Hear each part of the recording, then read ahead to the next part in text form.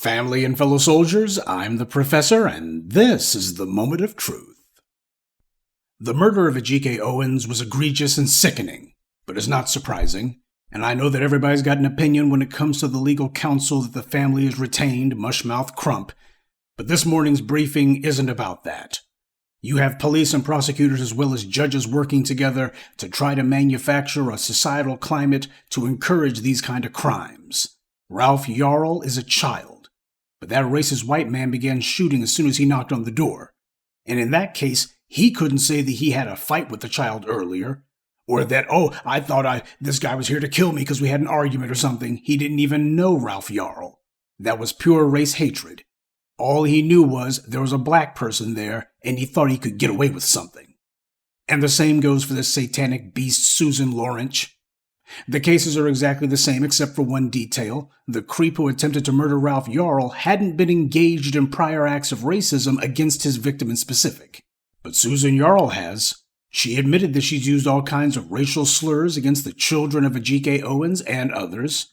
She had attacked those children the night that she murdered Miss Owens.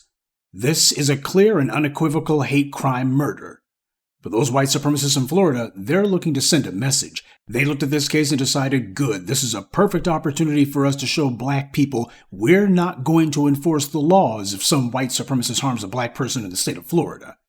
This is a message being sent, emboldening the white supremacists like the would-be autocrat DeSantis, race baiting and all of that. The corrupt and racist state's attorneys say that they're not going to charge the murderer of Ajike Owens with murder or even a hate crime, despite the fact that this is exactly what the law requires.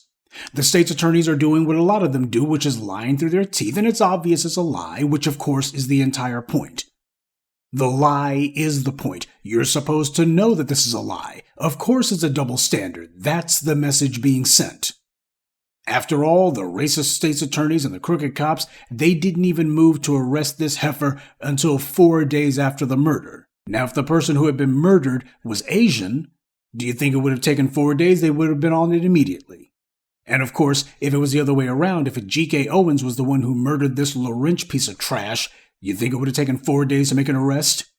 Oh, they were claiming, well, we were doing research, seeing if stand your ground applies or anything. No, if it's a black person who's been accused, it doesn't take days to arrest them. It takes hours, if that.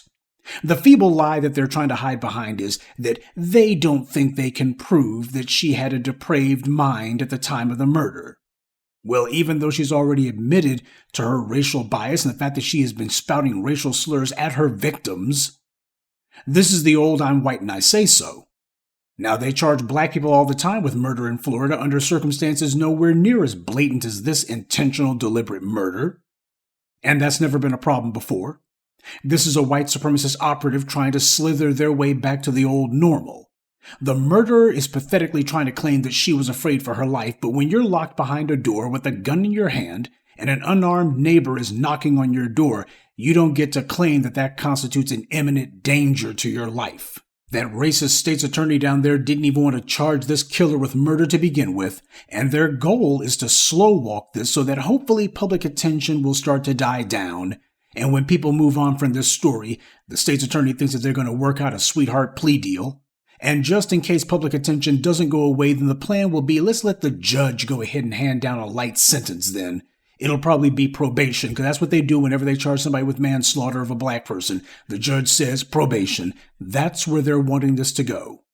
When it comes to white supremacy, there's all kinds of trap doors and escape hatches that they use to make sure that these race killers don't get punished.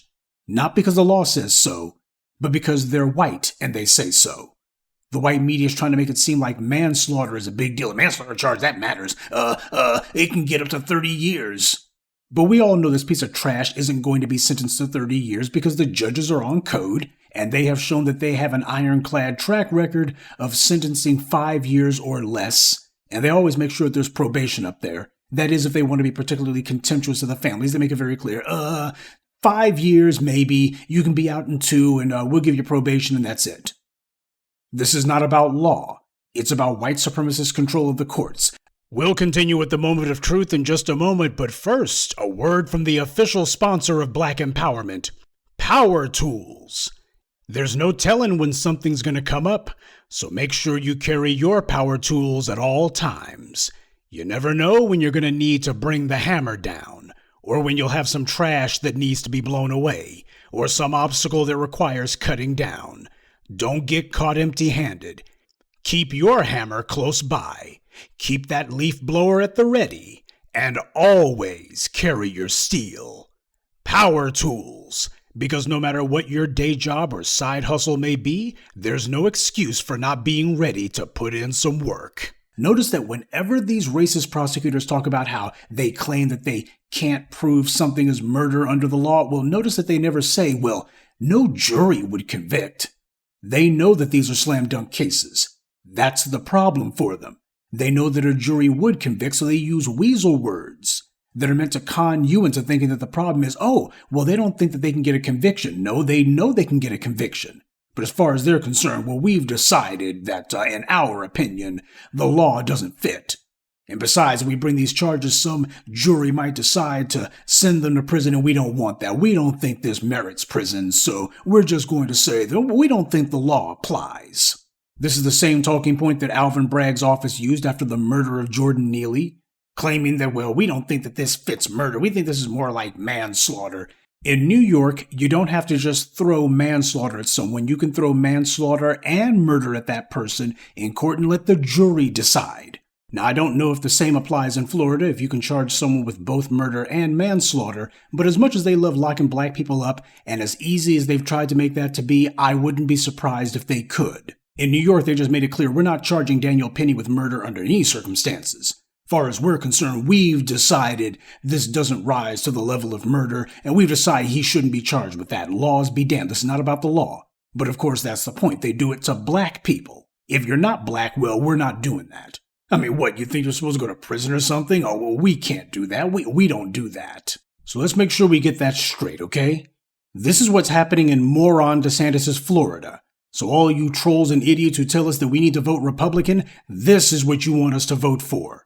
None of your precious Republican legislators are doing a doggone thing or saying anything about these vicious hate crimes. None of them are saying, well, gee, these killings that are taking place, we need some tougher laws. Oh my God, that DA there, he thinks that this is only manslaughter? He's soft on crime. That's soft on crime. They never use that phrase when talking about these race killers.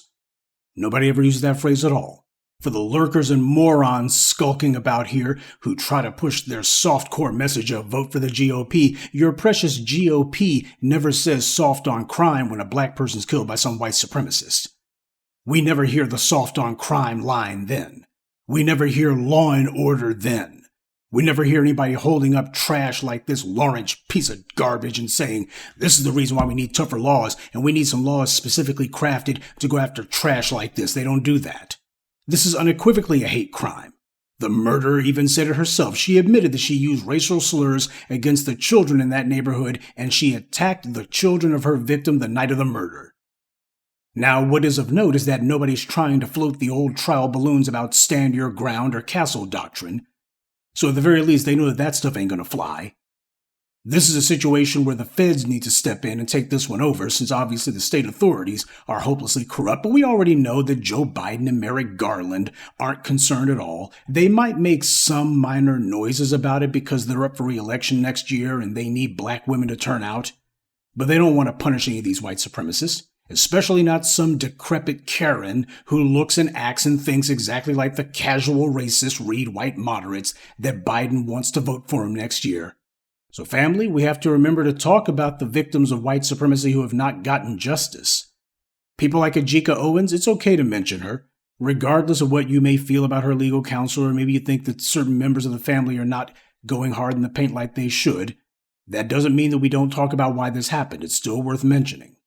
Same way that we talked about the murder of a Tatiana Jefferson. We didn't let that one just fall down the memory hole.